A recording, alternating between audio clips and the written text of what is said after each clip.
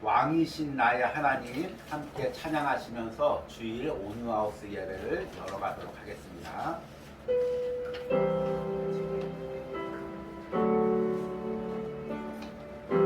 왕이신 나의 하나님, 왕이신 나의 하나님, 내가 주를 높이고 내가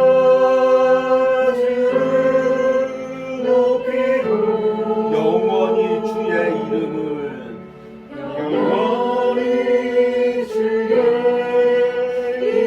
송축하리이다.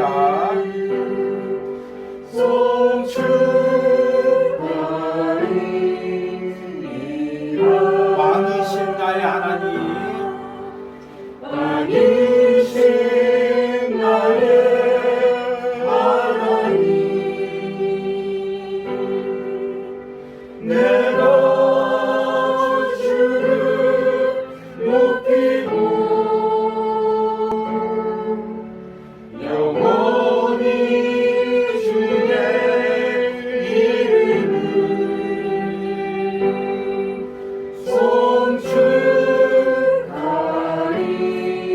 송축하리이다. 우리 함께 묵도하심으로 온누하우스 예배를 하나님께 드립니다.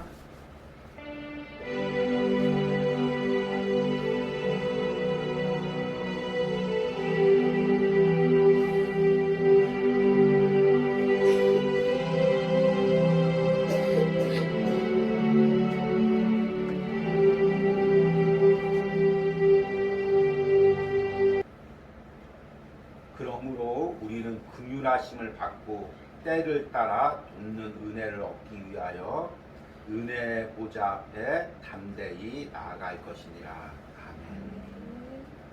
하나님, 오늘도 우리 각자의 연약함에도 불구하고 이 온누하우스 예배 가운데 불러주심을 감사합니다. 하나님, 우리는 이 자리까지 나올 수 없지만, 우리의 연약함에 붙들려 이곳까지 설 수 없지만, 날마다 주님의 성령님께서 인도하셔서 이 예배 자리까지 나오게 해주심을 감사합니다. 그리고 이곳에서 주님을 만나게 해주심을 감사합니다. 이 예배를 통하여 주님이 주실 은혜를 기대합니다. 이 예배를 통하여 나의 심령 깊숙한 곳을 만져주실 주님의 따뜻한 손길을 기대합니다. 오늘 이 예배 가운데 함께 하시고 하나님께서 풍성한 은혜를 각 심령 가운데 부어주시기를 간절히 소망합니다. 예수님의 이름으로 기도했습니다. 아멘. 우리 찬송가 부르시겠습니다. 찬송가 412장입니다. 내 영혼의 그 길.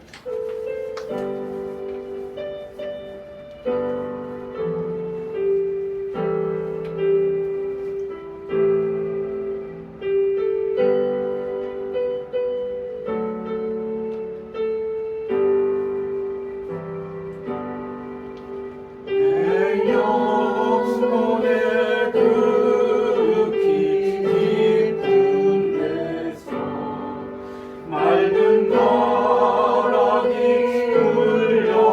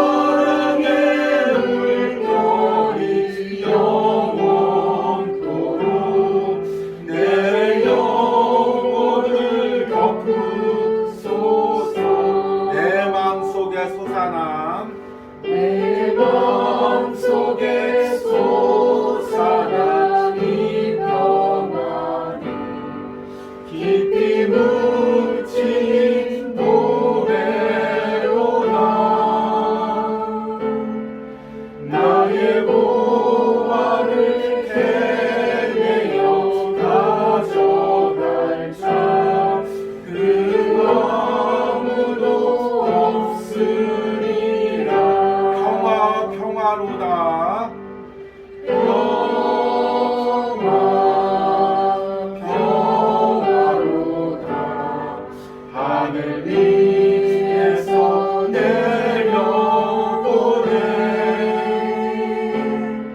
그 사랑의 물결이 영원토록 내 영혼을 덮으소서.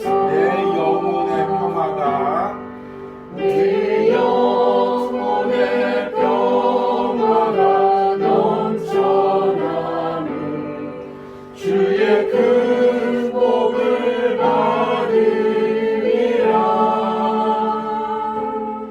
내가 주야로 주님과 함께 있어 내 영혼이 편히 쉬네.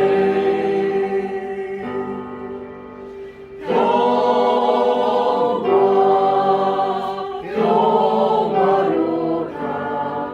하늘 위에서 내려오네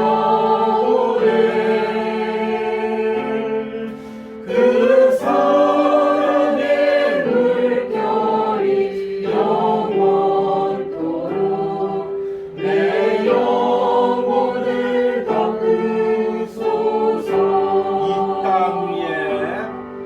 이 땅 위에 험한 길 가는 동안 참된 평화가 어디 있나. 우리 모두 다 예수를 친구 삼아 참 평화를 누리겠네.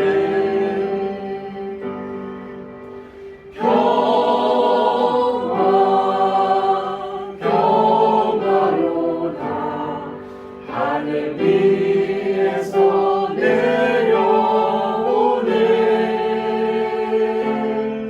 그 사랑의 물결이 영원토록 내 영혼을 덮으소서. 아멘. 우리 다 함께 사도신경으로 신앙 고백 드리도록 하겠습니다. 나는 전능하신 아버지 하나님 천지의 창조주를 믿습니다. 나는 그의 유일하신 아들 우리 주 예수 그리스도를 믿습니다. 그는 성령으로 있게 되어 동정녀 마리에게 나시고 본디오 빌라도에게 고난을 받아 십자가에 못 박혀 죽으시고 장사된 지 사흘 만에 죽은 자 가운데서 다시 살아나셨으며 하늘에 오르시어 전능하신 아버지 하나님 우편에 앉아 계시다가 거기로부터 살아있는 자와 죽은 자를 심판하러 오십니다. 나는 성령을 믿으며 거룩한 공교회와 성도의 교제와 죄를 사고 선 것과 몸의 부활과 영생을 믿습니다. 아멘. 우리 광고 말씀 드리도록 하겠습니다. 이제 7월에도 우리 주님은 나의 최고봉 묵상이 계속해서 이어지고 있습니다. 아까도 좀 말씀을 드렸는데요. 이 주님은 나의 최고봉 묵상이 상당히 어려워서 또 굉장히 내면 깊숙한 곳을 만지는 말씀이라서 좀 제가 이게 초신자들한테는 잘 이렇게 권해주지 않고 있습니다. 그런데 오히려 이렇게 소식 들어서 몇 년 동안 교회를 못 나가시던 분이 또 신앙생활 별로 안 하셨던 분들이 이 묵상을 오히려 깊게 하고 주님을 만나는, 그리고 다시금 예배 그 지역에서 교회에 나오거나 또 온유하우스를 찾아오는 이런 역사들이 일어나고 있습니다. 그래서 제가 이 주님은 나의 최고봉을 묵상하면서 깨달은 게, 내 생각으로 주님의 일을 미리 재단하면 안 되겠구나. 내 생각에는 이분은 신앙이 깊으니까 주님은 나의 최고봉을 잘 묵상하고 더 깊은 신앙으로 가겠지 생각하는데, 오히려 묵상을 멈추시는 분이 있고, 이분은 참 연약해서 아직 이런 단계로 가실 분이 아닌데 라고 생각하는데, 오히려 깊게 주님은 나의 최고봉을 통해서 묵상해서 예수님을 인격적으로 깊이 만나는 은혜를 누리시는 분들이 있습니다.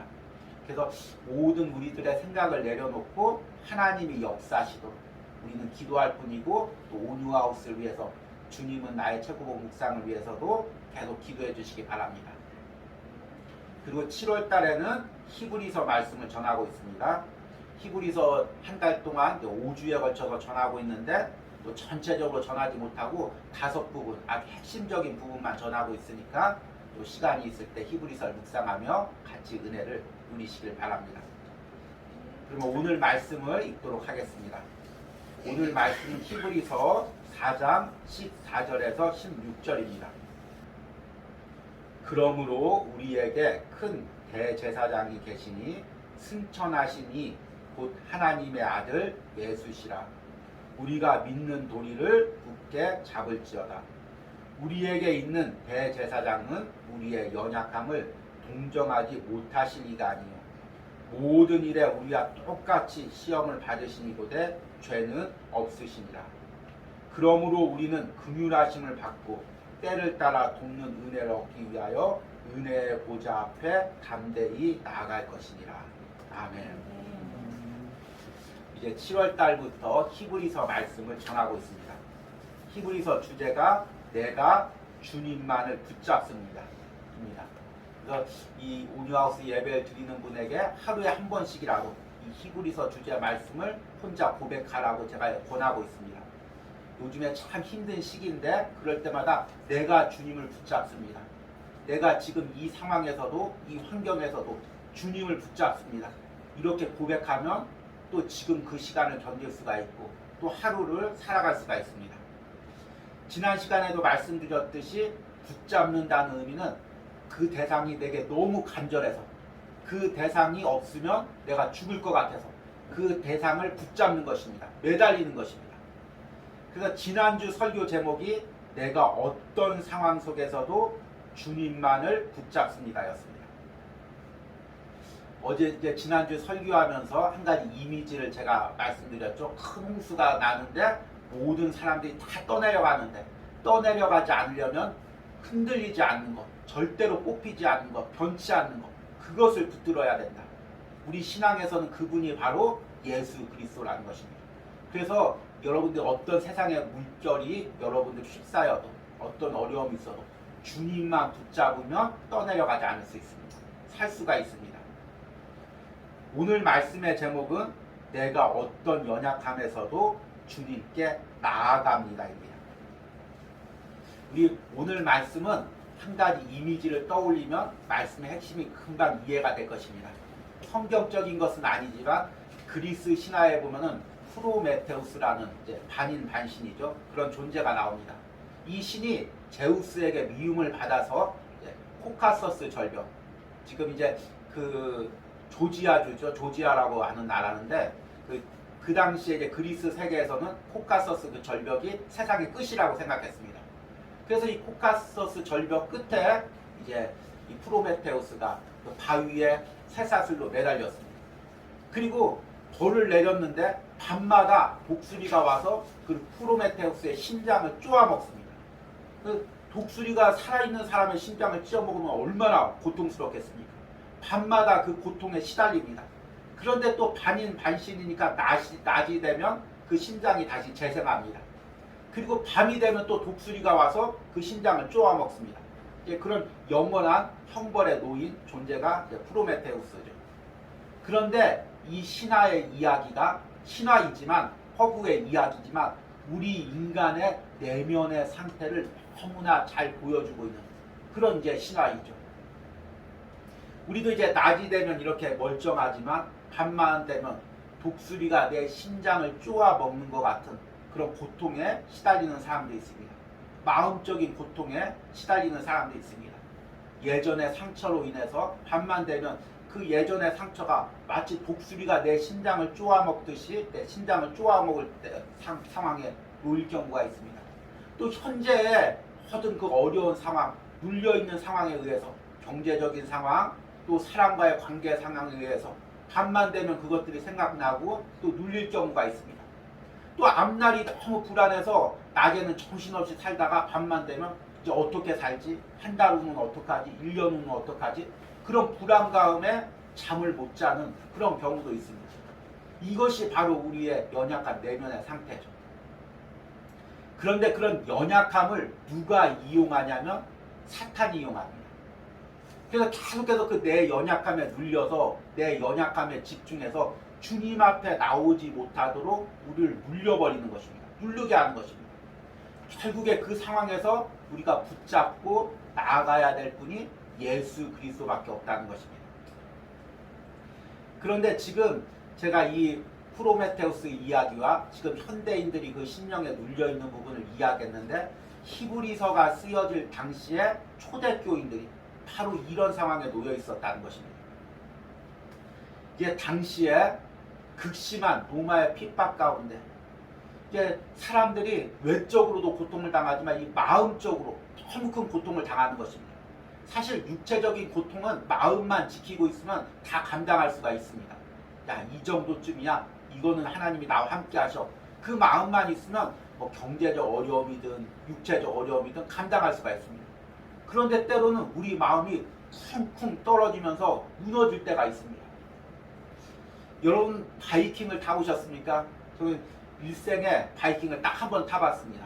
대학교 때 멋모르고 친구들이 놀이동산 가서 바이킹을 타자고 해서 한 번 탄 후에 그게 처음이자 마지막이었습니다. 왜 그러냐면 바이킹을 이렇게 높이 올라가는데 이제 내려가지 않습니까? 올라갈 때는 안 무섭더라고요. 올라갈 때 괜찮은데 내려가는데 어떤 느낌이냐면 내 몸은 그대로 있습니다.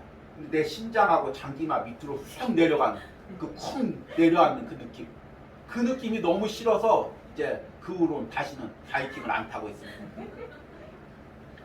그런데 인생을 살면서 바이킹은 비록 안 탔는데 그런 느낌을 여러 번 경험해 봤습니다. 커다란 절망이 왔을 때, 커다란 두려움이 왔을 때 갑자기 내 모든 장기와 심장이 아래로 쿵 내려앉는 그런 느낌을 경험해 봤습니다. 그게 대표적인 것이 제가 젊은 날에 저희 아버지가 갑자기 뇌출혈로 돌아가셨을 때 새벽 3시인가 전화를 받는데, 어머니한테 전화를 받는데 아버지가 쓰러지셨다. 그 얘기를 듣는데 진짜 그 바이킹에서 심장이 쿵 내려앉듯이, 그것보다 더 심하게 내 모든 장기와 심장이 아래로 쿵 내려앉는 듯한 그런 느낌을 받았습니다. 근데 아마 여러분들도 살면서 이런 느낌을 많이 받았을 것입니다. 갑자기 어떤 경제적인 어려움이 닥쳐왔을 때, 가정의 어려움이 닥쳐왔을 때, 신앙의 어려움이 닥쳐왔을 때 마치 그 모두 심장이 내려앉는 것처럼 그 떨어지는 느낌, 그 느낌을 받았을 것입니다. 그런데 초대교인들이 당시에 그런 느낌을 받은 것입니다. 그 당시에 이제 오늘 주보에도 나왔지만 히브리서 12장 12절에서 13절 보면 당시에 초대교인들의 영적 상황이 어떤 상황인지를 말씀 가운데 잘 이야기하고 있습니다. 제가 한번 읽어드리겠습니다. 그러므로 피곤한 손과 연약한 무릎을 일으켜 세우고 너희 발을 위하여 곧은 길을 만들라.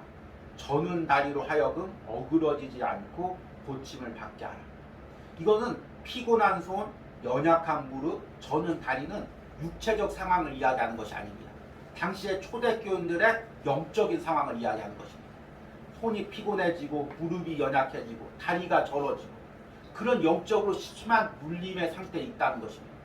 매일같이 같이 신앙생활하던 사람들이 잡혀가고 가족들이 잡혀가고 심지어 자기가 따르던 목사님 아니면 육신의 아버지나 어머니가 순교를 당하고 그 모습을 봤을 때 초대교인들의 마음이 어땠을까요? 매일같이 심장이 내려앉듯이 쿵쿵 내려앉는 것입니다. 이제 어떡하지? 곧 있으면 내 차례인데 내가 이 고난을 당할 수가 있을까? 내가 이 핍박을 당할 수가 있을까? 그 때로는 끌려갈 때, 감옥에 갇힐 때 어떻게 하지? 어떻게 견디지? 그 두려움이 엄습해서 눌려서 견딜 수 없는 상황인 것입니다. 그런데 오늘 말씀에 그런 상황 가운데서 우리가 살아날 수 있는 방법을 히브리서 기자가 이야기하고 있는 것입니다. 그것은 무엇이냐면 우리에게 있는 큰 대제사장인 예수님을 붙잡으라는 것입니다. 14절 말씀 보니까 그러므로 우리에게 큰 대제사장이 계시니 곧 승천하시니 곧 하나님의 아들 예수시라. 우리가 믿는 도리를 굳게 잡을지어다. 이제 그 성경을 읽다 보면 한 가지 그 의미를 갖다가 몇 군데로 나눠서 몇 가지 의미로 같이 설명하는 그런 이제 히브리식 표현이라고 하죠. 그런 표현이 나옵니다. 이 히브리서는 히브리인들을 대상으로 이렇게 쓰여졌기 때문에 그런 표현이 더 도드라집니다. 다른 성경에 비해서. 몇 번 이제 우리가 묵상하다 보면 그런 표현이 나오는데요. 14절이 대표적이죠. 맨 처음에 큰 대제사장을 이야기합니다. 그분이 누구냐면 승천하신 이입니다. 그리고 그분이 또 누구냐면 하나님의 아들 예수님입니다. 여기서 큰 대제사장이란 누굴까요? 대제사장이란 백성의 연약함을 가지고 백성의 죄를 가지고 하나님 앞에 나아가는 사람입니다. 그러니까 대제사장은 하나님을 잘 섬겨야죠. 하나님과 친근해야죠. 그러나 동시에 백성들의 연약한 죄를 너무 잘 알고 있어야 됩니다. 예를 들어서 대제사장이 하나님, 우리 이스라엘 백성들이 이런 죄를 지었습니다. 하나님 묻습니다. 그래, 무슨 죄를 지었어? 그냥 죄를 졌습니다. 이렇게 대답하면 정말 그 죄를 고백하는 게 될까요? 정말 이스라엘 백성들이 얼마나 연약한지, 왜 매일같이 무너지는지, 마치 모세가 금송아지를 만든 이스라엘 백성들의 죄를 짊어지고 하나님 앞에 나가듯이 대제사장은 백성들이 얼마나 연약한지, 얼마나 죄에 잘 넘어지는지 잘 알아야 그걸 고백하며 나갈 수가 있는 것입니다. 그런데 우리 예수님께서 인간의 몸으로 오셔서 우리 인간의 연약함을 다 체휼하시고, 그래서 그 연약함을 가지고 하나님 앞에 나아가신 것입니다. 그래서 오늘 말씀에 승천하시니, 이것이 이제 모든 것을 압축하고 있죠. 그리고 히브리서 이제 뒤에 부분에 이 승천하신 이의 의미를 계속 풀어줍니다. 승천하신 이란 무슨 의미냐면 이 땅에 오셔서 우리와 똑같이 고난을 당하시고 연약함을 당하시고 하늘로 올라가셨다는 것입니다. 그래서 이제 물론 이제 삼위일체 하나님의 관계는 인간의 관계랑 틀리지만 하나님께서 성자 예수님에게 묻는다면, 야, 이 땅에서 살면서 인간이 얼마나 연약하디 물으면 그 땅에서 가끔 모든 연약함을 하나님 앞에 올려드리며 인간이 이렇게 연약합니다. 이야기할 수가 있는 것입니다. 그리고 그분이 하나님의 아들 예수시라는 것입니다.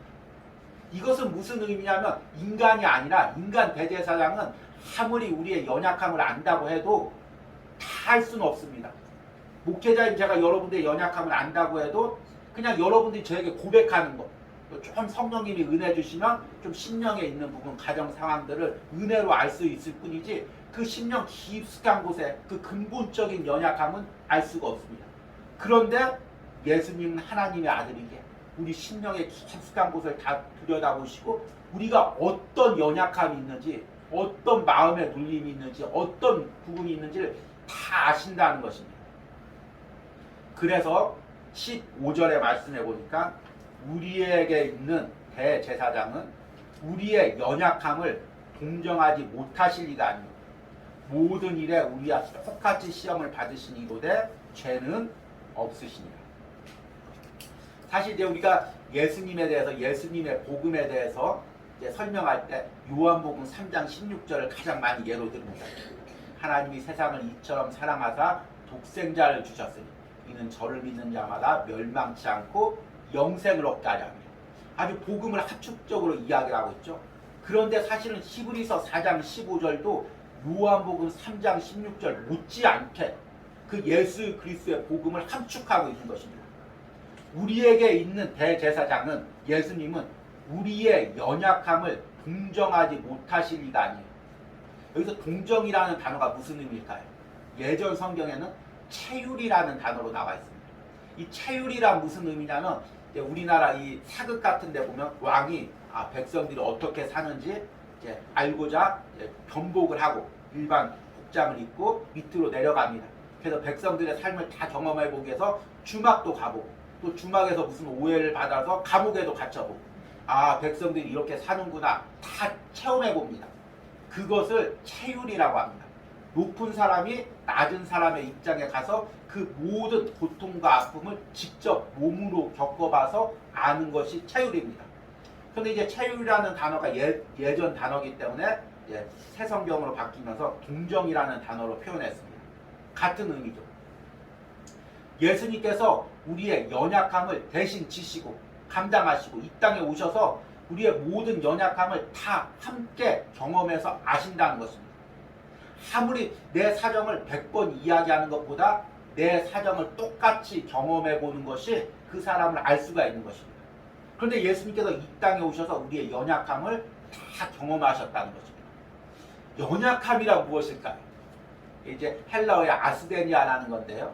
이 연약함이란 그냥 우리가 육체적으로 여러분들이 겪는 뭐 기관지의 연약함, 뭐 디스크의 연약함, 아니면 마음적으로 겪는 심리적인 연약함, 이런 것을 이야기하기 전에 죄로 인한 근본적인 연약함을 이야기하는 것입니다. 하나님께서 아담과 하를 창조하실 때는 처음에는 아주 건강한 육신에 건강한 마음으로 창조하셨습니다.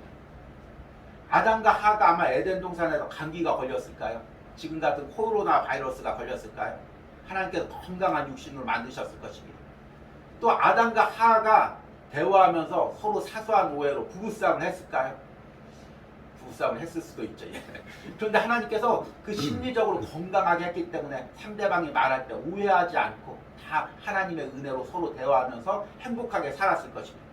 그런데 하나님과 같이 되려고 선악과를 따먹은 다음부터 죄가 그 안에 들어왔습니다. 죄가 들어오니까 하나님이 저주를 내리는데 남자는 일평생 땀 흘리고 노동하고 결국에 흙으로 돌아가고 육체가 약해진다는 거죠. 여성은 남편을 사모하고 남편이 여성을 다스린다는 것입니다. 마음이 연약해졌다는 것입니다. 이게 이제 우리 인간의 육체적, 심리적 상태가 된 것입니다. 그러니까 연약함 자체는 죄가 아니지만 죄의 결과로 우리가 찾아온 게 연약함입니다. 그리고 그 연약함이 들어왔으니까 사탄이 그 연약함을 통해서 계속해서 우리를 고리로 잡아서 끌고 다니는 것입니다. 내가 경제적인 어려움에 연약함이 있습니다. 그러면 주의 일을 하려고 하면 계속해서 경제적 어려움이 옵니다. 나 돈 없으면 어떻게 되지? 돈 없으면 예전에 나 어렸을 때 자랐던 것처럼 우리 아빠 엄마가 고생했던 것처럼 나도 이런 어려움을 당하는데 그 경제적 두려움이 갑자기 자기를 올가매면 몸이 마비되는 것처럼 꼼짝할 수가 없습니다.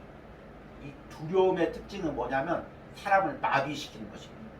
그래서 뭔가 이렇게 두려운 일이 생기면 사람들이 갑자기 딱 마비가 됩니다. 그리고 이제 그 소화기 같은 것도 불나면 소화기를 꺼야 되겠다 다 알고 있죠. 그런 집 앞에다도 소화기를 다 갖다 놓습니다. 그런데 막상 불이 나면 소화기까지 가는 사람이 드뭅니다. 불이야 그냥 덜덜 떨고 두려워하다가 소화기가 있다는 것도 잊어버립니다. 그러니까 사탄이 계속해서 우리의 연약함, 두려움 그것을 가지고 올가매서 주님 앞에 나가지 못하게 하는 것입니다. 그 연약함으로 계속해서 우리를 짓눌리는 것입니다. 그래서 사람들이 신앙생활하다 넘어지는 부분이 있죠. 근데 신기하게 넘어지는 부분에서 또 넘어집니다. 그리고 몇 년 후에 넘어지는 부분에서 또 넘어집니다. 이게 단순히 우연이 아니라 영적인 부분입니다. 사탄이 계속 나의 연약한 육체적인 부분이나 경제적인 부분, 마음적인 부분을 가지고 계속해서 나를 올가매서 예수님 앞에 나가지 못하게 하는 것입니다. 그런데 오늘 말씀에 우리에게 있는 대제사장은 우리의 연약함을 동정하지 못하시니가 아니요 모든 일에 우리와 똑같이 시험을 받으시니로되 죄는 없으시니라. 우리 예수님은 연약함은 경험했지만 그 연약함의 원인인 죄는 없으시다는 분인 것입니다. 죄의 지배를 받지 않는 분이라는 것입니다. 죄에 끌려다니지 않는 분이라는 것입니다. 오히려 죄의 사슬을 끊어버릴 수 있는 분이라는 것입니다. 여러분의 연약함이 문제가 아니라 그 연약함과 연결된 죄가 문제인 것입니다. 근데 내가 연약함을 가지고 주님 앞에 나올 수가 있습니다. 그런데 그 연약함이 죄와 연결되어 있으면 죄로 끌려가게 되는 것입니다. 그런데 예수님께서 그 인간의 몸으로 오셔서 그 연약함과 죄의 사슬을 끊어버리신 것입니다. 그러니까 우리에게 연약함이 더 이상 죄에 끌려다니는 도구가 되는 것이 아니라 예수님께 나가는 은혜의 수단이 되는 것입니다. 여러분 우리가 연약한 일이 있죠. 마음이 상한 일들이 있죠. 사람에게 안 해죠. 그런데 참 사람이 다 자기 생각이 있어서 그 연약함을 들어주질 못합니다. 잠깐 이런 연약함이 있습니다. 그러면 사람들이 그걸 들어주지 못합니다. 우리 온유가 기침이 심해서 이제 병원에 데리고 갔습니다. 근데 병원에서 의사가 이렇게 하라고 이야기를 합니다. 이 아이가 이제 이렇게 기관지가 약해서 기침을 합니다. 얘기하면 그 이야기를 들어주지가 않습니다. 그냥 자기 처방만 계속해서 이야기를 합니다. 그래서 참 이야기하면서 참 답답하다. 환자의 연약함이나 아픔을 좀 들어주면 좋겠는데 그걸 들어주질 않습니다. 또 생각해보면 의사도 바쁜데 그 하나는 언제 다 듣고 있습니까? 그냥 자기 처방 이야기하면 좋은데, 그러면 좋겠죠. 그런데 우리 인간이 바로 그런 것입니다. 정말 내 연약함을 이야기하고 싶은데 들어줄 사람이 없는 것입니다. 다 자기 일에 바쁜 것입니다. 막상 들어준다고 해도 다 공감하지 못합니다. 그 사람의 상황이 돼서 공감하지 못합니다. 그런데 예수님께서는 우리와 똑같이 시험을 받으시니 다 우리의 연약함을 다 경험하셨습니다. 단순히 이 땅에 오셔서 육체적인 삶에서 경험한 것이 아니라 그분이 십자가에서 죽으신 게 바로 우리의 연약함을 모든 것을 다 영적으로 경험하신 것입니다. 그래서 여러분들의 연약함을 다 아십니다. 내 연약함을 이야기할 때 사람은 들어주지 않고 사람은 판단하고 사람은 정죄하지만 예수님께서는 다 들어주십니다. 제가 주보에 스펄천 목사님의 그 설교집 중에서 한 부분을 인용해서 적어놨습니다.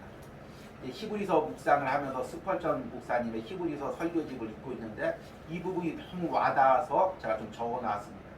제가 한번 읽어드리겠습니다. 주님은 우리의 연약함과 함께 동정하십니다. 여러분이 느끼고 또 그가 동시에 느낍니다. 어떤 고통이 나의 영의 수면을 휘저을 때 그 순간 나의 주님도 함께 그 고통을 느낍니다. 어떤 슬픔이 나의 영의 수면을 휘저을 때 그 순간 큰 대제사장의 영의 수면도 함께 출렁입니다. 한 방에 두 개의 하프가 있다고 상상해 보십시오. 한 사람이 한 하프의 현을 튕깁니다. 그 현이 진동할 때 옆에 있는 다른 하프의 현도 함께 부드럽게 진동합니다. 아무 손도 대지 않았음에도 불구하고 말입니다. 신자와 그의 주님 역시도 이와 똑같습니다. 만약 여러분이 그의 지체 가운데 한 사람을 건드린다면 여러분은 그 몸의 머리를 건드린 것입니다. 여러분이 지금 가지고 있는 고통은 우리 주님의 마음 위에도 똑같이 있습니다. 사람 중에서도 굉장히 예민한 사람이 있습니다. 특히 이제 예술가들이 그렇죠. 그래서 어떤 사람이 고통을 느끼면 그 고통이 그대로 전달돼서 그 고통을 같이 느끼는 사람이 있습니다. 그런데 우리 주님이 영적으로 그렇다는 것입니다. 사람들은 이야기하죠. 아, 뭘 그거 가지고 그래. 아이, 그 나도 그래봤어. 아이, 그 별거 아니야. 왜 그렇게 그런 거 갖고 소심하게 그래. 그냥 쉽게 이야기하고 판단하고 정죄하지만 우리 주님은 우리의 작은 아픔에도 작은 신음에도 함께 공감하고 함께 아파하십니다. 함께 아파하고 끝나는 것이 아니라 그것을 해결해 주실 능력이 있다는 것입니다. 우리가 누구한테 이야기합니다. 내 사정이 이렇습니다. 내 마음이 이렇습니다. 정말 진짜 공감을 잘하는 사람 같이 울어줍니다. 네 사정이 그러냐? 네가 그런 아픔이 있냐? 그렇게 울어주는 것만도 큰 도움이 되지만 울어주고 끝인 것입니다. 그 사람이 해결해 줄 수가 없는 것입니다. 그런데 우리 예수님은 해결해 줄 수가 있는 것입니다. 왜냐하면 하나님의 아들이기 때문에 우리의 연약함을 다 감당하셨기 때문에 십자가에서 그것을 다 감당하고 죄와의 연결 고리를 끊으신 분이기 때문에 우리가 예수님께 나가면 예수님께서 우리의 사정을 다 아시고 또 해결해 주실 능력이 있는 것입니다. 그래서 히브리서 기자가 16절에 그러므로 우리는 긍휼하심을 받고 때를 따라 돕는 은혜를 얻기 위하여 은혜의 보좌 앞에 담대히 나갈 것입니다. 오늘 이 16절 말씀이 중요합니다. 우리가 연약함이 있습니다. 마음에 눌림이 있습니다. 앞에 이야기한처럼 날마다 밤마다 독수리가 내 심장을 쪼아먹습니다. 그래서 그냥 방바닥에 널브러져서 주님 알아서 하십시오. 이렇게 하면은 주님이 알아서 해결해 주는 것이 아닙니다. 내 연약함을 가지고 주님 앞에 나가야 됩니다. 어제 주님은 나의 최고봉에서도 묵상한 내용인데요. 하나님은 우리에게 자유의지를 주셨습니다. 그냥 알아서 하나님이 해결하는 것이 아니라 나의 문제를 가지고 예수님 앞에 나가는 것, 예수님의 보좌 앞에 나가는 것, 거기까지는 내가 의지를 드려야 됩니다. 그러면 그 뒤의 일은 주님께서 역사하시는 것입니다.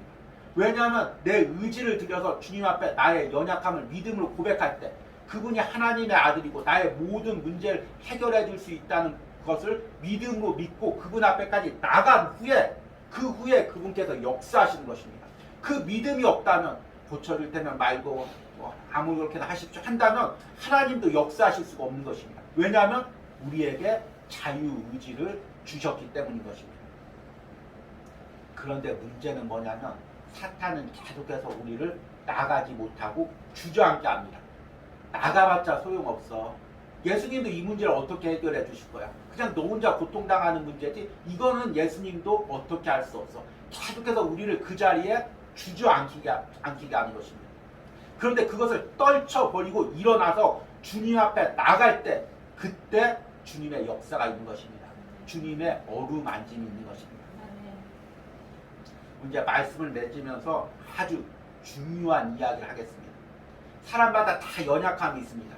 연약함이 없는 사람은 없습니다. 어떤 사람은 육체적 연약함이 있고 어떤 사람은 마음적 연약함이 있고 어떤 사람은 관계의 연약함이 있습니다. 그리고 사탄은 계속해서 그 연약함을 가지고 우리를 주님 앞에 나가지 못하게 합니다. 예를 들어서 어떤 성이 있다고 생각하십시오. 적군들이 그 성을 둘러싸고 성을 함락시키려고 공격합니다. 그러면 성의 어느 부위를 공격할까요? 가장 무너진 부분, 가장 연약한 부분, 그 부분을 공격할 거 아닙니까?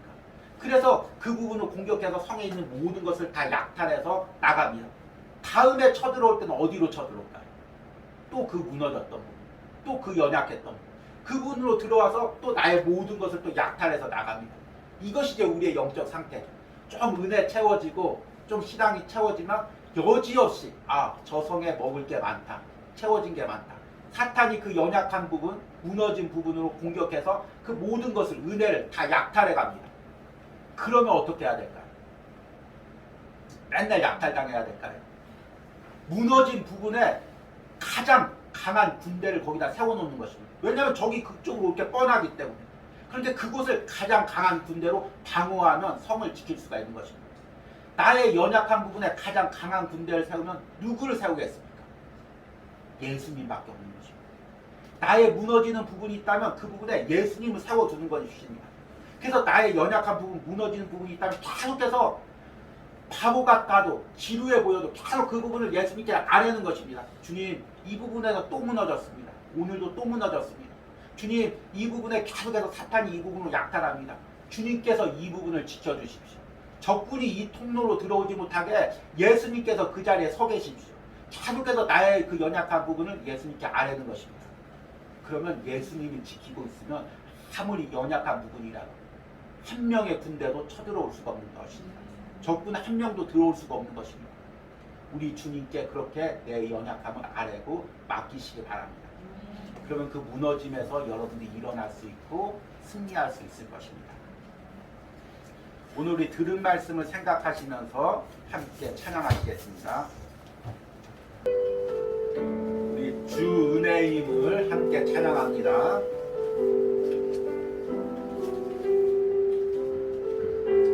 주 나의 모습 보내, 주 나의 모습 보내, 상한 나의 맘 보시네, 상한 나의 맘 보시네, 주 나의 눈물 안에, 주 나의 눈물 안에 홀로 울던 밤 아시네.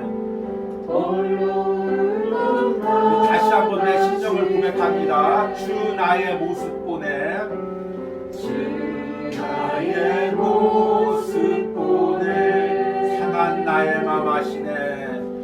상한 나의 맘 보시네, 주 나의 눈물 안에, 주 나의 눈물 홀로 울던 밤 아시네.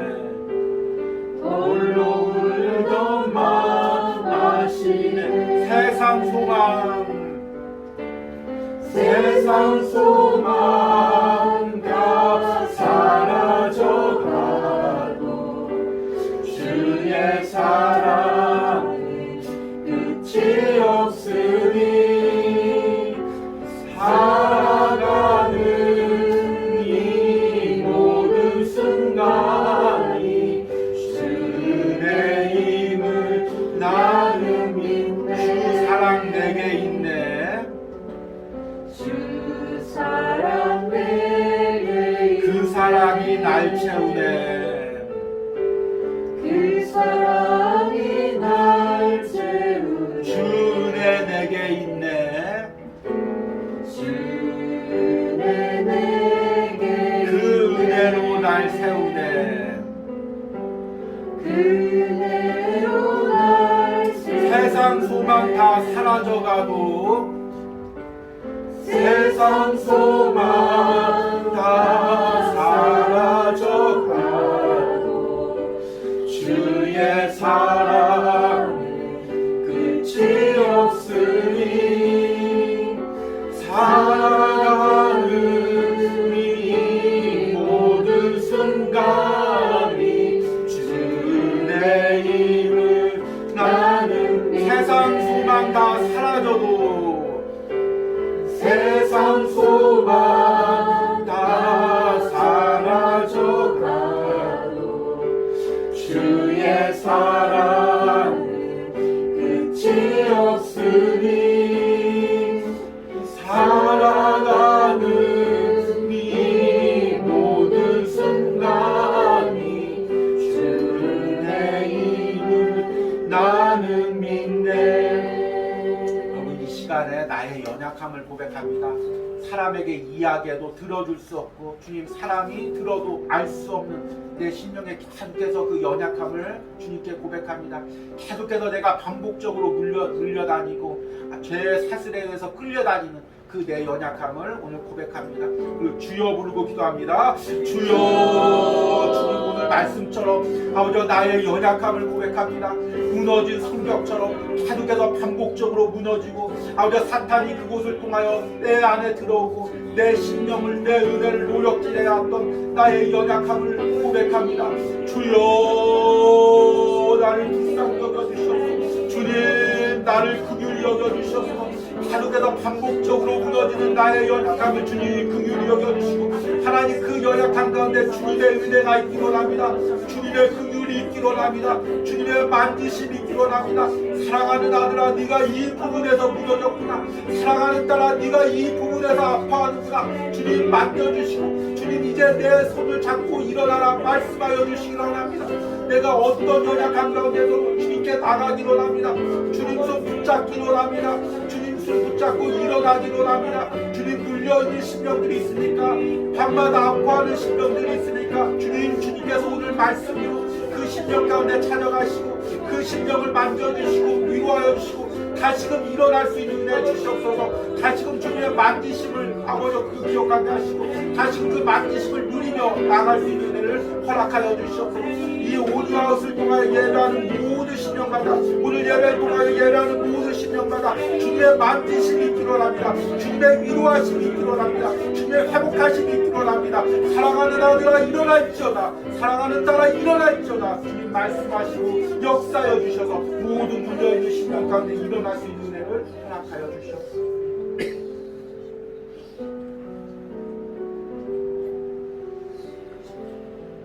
오늘 이 시간에 기도할 때 주님 나의 의지를 들여서 주님 앞에 나갑니다. 사탄이 계속해서 내가 주님 앞에 나갈 수가 없다고 이야기합니다. 나가봐야 소용없다고 이야기합니다. 그러나 내가 매일같이 한 주간 주님은 나의 제국을 묵상하며 나를 깨트립니다. 주님을 붙잡습니다. 주님 앞에 나가기로 결단합니다. 함께 결단하면서 주여 부르고 기도합니다. 주여 주님 내가 주님 앞에 나가기로 결단합니다.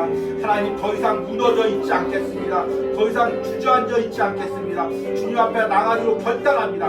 상황이 어떠할지라도 내 마음 상태가 어떠할지라도 주님 앞에 나가기로 결단합니다. 주님을 붙잡기로 결단합니다. 주님 앞에 나가기로 결단합니다. 주님 은혜 주시고 함께하여 주시옵소서.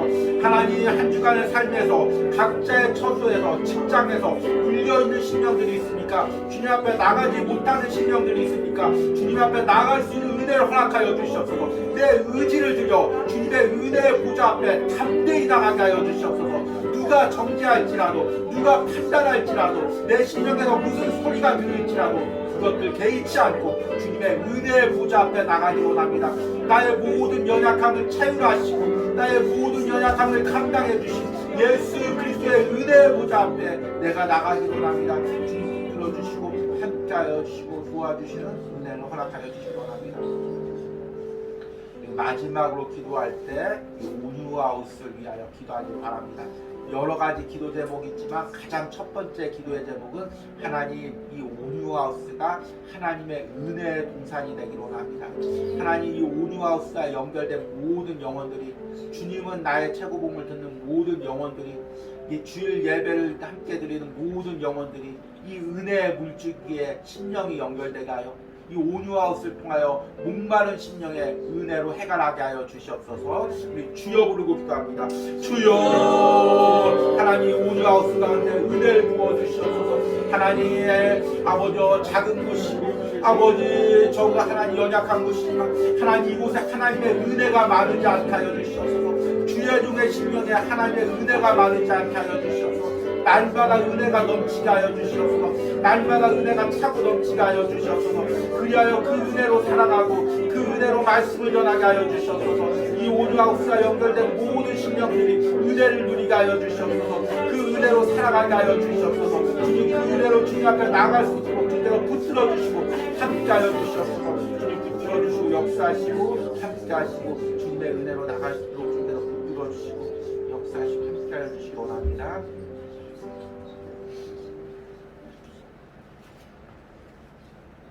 우리에게 있는 대제사장은 우리의 연약함을 동정하지 못하시리가 아니요 모든 일에 우리와 똑같이 시험을 받으시니로되 죄는 없으시니라.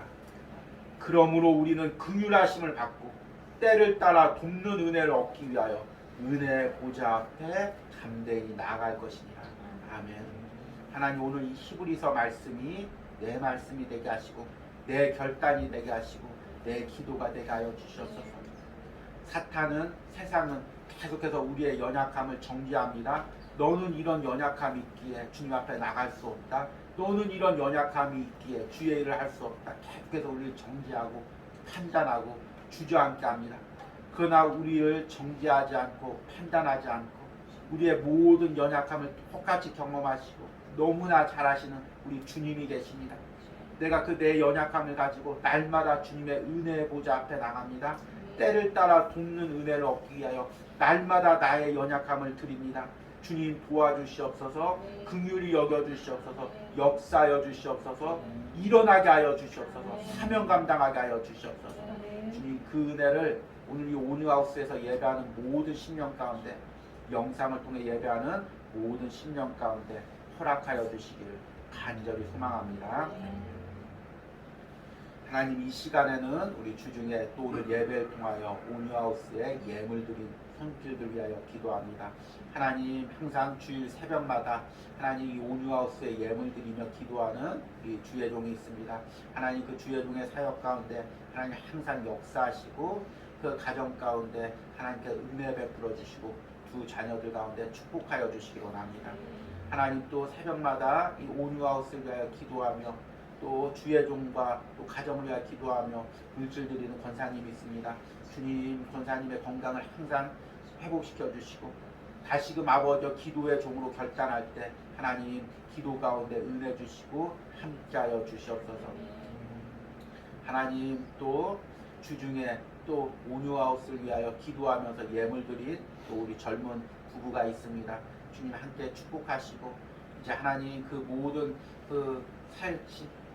모든 상황 가운데 하나님께서 축복하시고 앞길 가운데 축복하시고 그 가정에 하나님의 놀라운 축복을 허락하여 주시고 자녀의 축복도 허락하여 주시는 은혜가 있기로 합니다. 하나님 또 오늘 온유하우스에서 예배하며 예물 드릴 손길들 주님께서 기억하여 주시옵소서. 항상 사모하는 마음으로 온유하우스를 위하여 기도할 때 하나님 그 가정과 자녀들에게 축복하여 주시고 날마다 주님은 나의 최고 묵상을 통해 주님께서 그 심령을 만져주시고 새로운 은혜들을 허락하여 주시옵소서. 무엇보다도 오늘 말씀처럼 그 연약함을 이기고 주님 앞에 나오는 영적 축복을 오늘 예배와 물질 드린 손길들 가운데 허락하시고 축복하여 주시옵소서. 이제는 언제나 죄된 우리를 아버지의 사랑으로 품어주시는 성부 하나님의 사랑과 지금도 우리의 연약함을 다 체휼하시고 우리에게 긍휼과 위로를 베푸시는 성자 예수님의 은혜와 또 지금도 매 순간 우리 가운데 연약함을 회복시켜 주시는 성령 하나님의 치유하심과 회복하심이 오늘 온유하우스 가운데 예배하는 모든 신령 가운데 이제로부터 영원까지 함께 할지어다. 아멘.